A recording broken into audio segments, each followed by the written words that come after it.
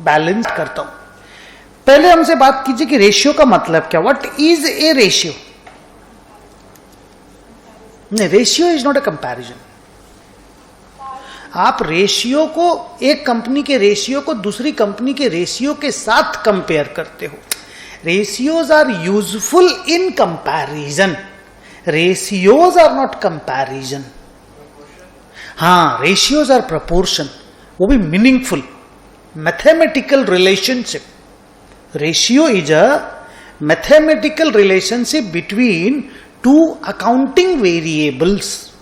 Accounting के दो data का एक मीनिंगफुल रिलेशनशिप को रेशियो कहते हैं। वो जो दो डेटा आते हैं ना, वो बैलेंस शीट से आ सकते हैं, बैलेंस शीट, P&L से आ सकते हैं, कैश फ्लो से आ सकते हैं।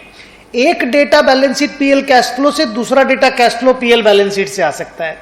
माने बैलेंस शीट से कैश फ्लो से, पीएल से बैलेंस शीट से, पीएल से कैश फ्लो से, कैश फ्लो से बैलेंस शीट से। दो डेटा दो अलग अलग स्टेटमेंट से भी आ सकते हैं, दो डेटा सेम स्टेटमेंट से भी आ सकते हैं।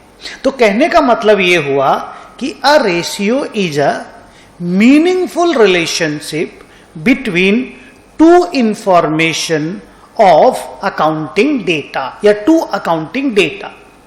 Those two accounting data are taken from balance sheet, P&L and cash flow.